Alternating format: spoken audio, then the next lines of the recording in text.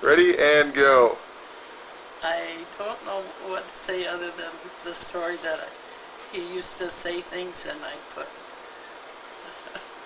milk duds in his sandwich when he'd go to work and where he didn't know until he went to eat it. What about when he was little? How was he as a kid? Uh, him and Scott were both a couple of stinkers. They broke their bed from jumping on it, and then they put books underneath it so I wouldn't know it. And then one day I go in there and the whole bed falls down and there's just nothing holding it up. And they used to sneak out of the garage window where their room was. And Jeff did it more and go up out and bike ride and that at night. Yeah, I remember that. Okay. He went and was showing off in front of one of his friends, and he took the car and was going to drive it around the garage, but he drove it up the corner of the garage like this. And I went out and started hollering at him because I thought, I just know what his dad is going to do. So what does his dad do? Didn't you smack him? I think so. I can't remember. I was so upset with him. But then when his dad, because I thought his dad is really his dad, well, accidents will happen. I thought, damn you for not. Probably figured he got it bad enough from you, you know. Me, yeah. So, but I don't know. They used to have a whole bunch out here. The kids from around the block here. And he was out playing one day with this kid, and they were running barefoot, and he ran and cut his big toe, I think it was, and cut it on one of the drain things that come out. And they called me, and we rushed him to the hospital. And the big coach, a great big muscular guy, and when they went to, because he'd almost severed a tendon in his toe, and when it come to hold him down, and that the guy starts to faint, and they had to go set him down, and then I had to hold him because we couldn't get over that big coach, and that just couldn't stand to see and look at his toe, you know, and hold him down.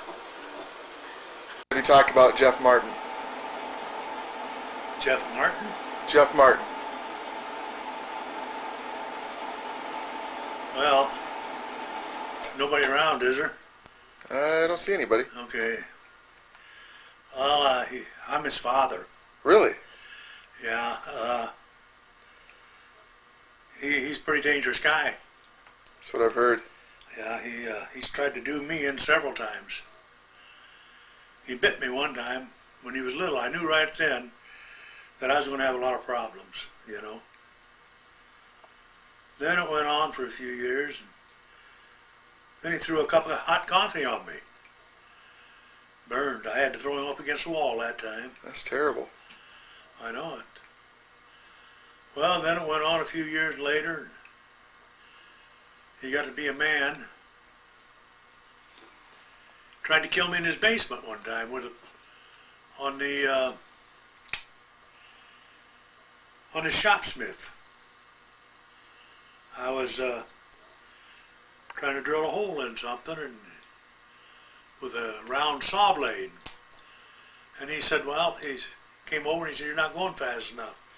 Before I had a chance to say anything, he turned that thing way up and it flew apart. And if I wouldn't have had a package of cigarettes in my pocket, it probably tore right through my heart, you know. So cigarettes actually saved your life. Yeah, now, isn't that funny? Now, now they almost killed me. Then a few years later, he tried to do it again, you know. Matter of fact, it's almost the same thing. I was making some plate holders on lathe, which is the shopsmith, and he came over and he said, you're not going fast enough. He turned it up and the whole pieces started flying off. It just missed my head that time. So yeah, you asked me if I know Jeff Martin. I know. He can't kill things the conventional way. he goes and uses machinery, like a rototiller, killed a bunch of rabbits, Good baby rabbits at that. Another time he was going in a car, he saw a deer and he had to speed up to hit that deer. And finally hit the deer. And I don't know. I love him to death, but when they call him a terrorist, I guess that's what he is.